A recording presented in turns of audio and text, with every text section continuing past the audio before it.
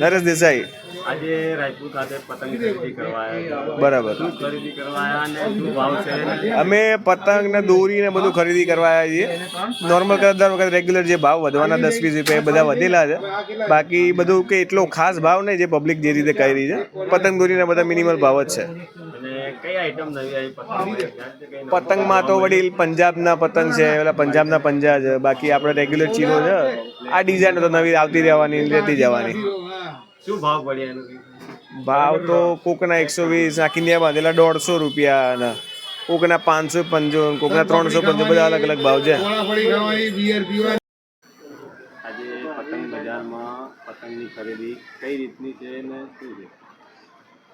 આજે બજારની અંદર સવારથી જ ઘરાકીનો માહોલ છે। ગમે તે ભાવ પણ લોકો પતંગ લેવા તૈયાર છે, અને ઘરાકી એટલી સારી છે ને કે કોઈ પૂછવાની વાત નહીં। રાતે 12, 2 વાગ્યા, 1 વાગ્યા સુધી અમારું બજાર ચાલુ રહે છે।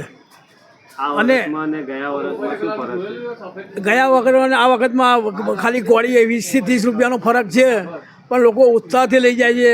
કારણ કે આ તહેવાર સર્વ ધર્મના લોકો આનંદ અને ઉલ્લાસથી ઉજવે છે, અને ભાઈચારાનું એક પ્રતીક આપણા દેશમાં એ લોકો રજૂ કરે છે।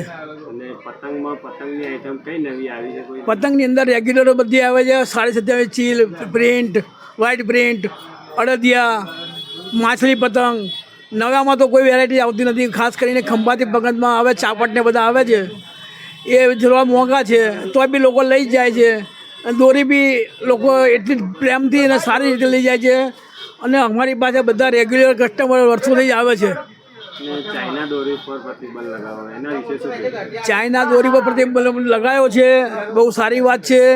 પોલીસ બી જાગૃત છે, અને વેચાણ કરનાર વેપારીઓ બી જાગૃત છે।